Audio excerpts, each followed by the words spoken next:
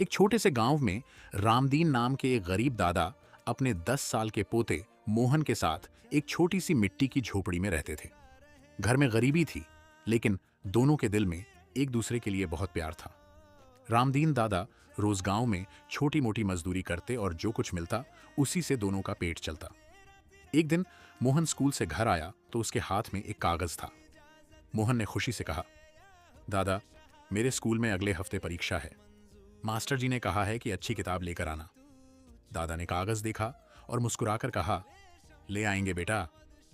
लेकिन उस रात दादा देर तक सो नहीं पाए। घर में पैसे बिल्कुल नहीं थे। सुबह उन्होंने अपनी पुरानी लाठी उठाई और काम की तलाश में निकल पड़े। पूरा दिन मेहनत करने के बाद उन्हें कुछ पैसे मिले। घर लौटते समय उन्होंने देखा कि सड़क किनारे एक दुकान पर मोहन की पसंद की मिठाई रखी थी। दादा कुछ पल रुके, फिर आगे बढ़ गए। घर पहुंचकर उन्होंने मोहन के हाथ में एक नई किताब रख दी। मोहन की आंखें चमक उठीं। उसने दादा को गले लगाकर कहा, दादा, आप दुनिया के सबसे अच्छे दादा हो। दादा मुस्कुराए और बोले, बेटा, मेरी गरीबी तेरी पढ़ाई के सामने बहुत छोटी है। कुछ दिन बाद परीक्षा का परिणाम आया।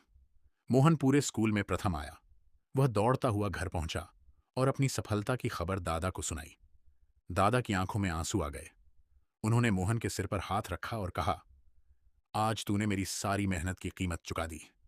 मोहन ने दादा का हाथ पकड़कर कहा, दादा, अब मैं बड़ा होकर खूब पढ़ूंगा और आपको कभी मेहनत नहीं करने दूंगा।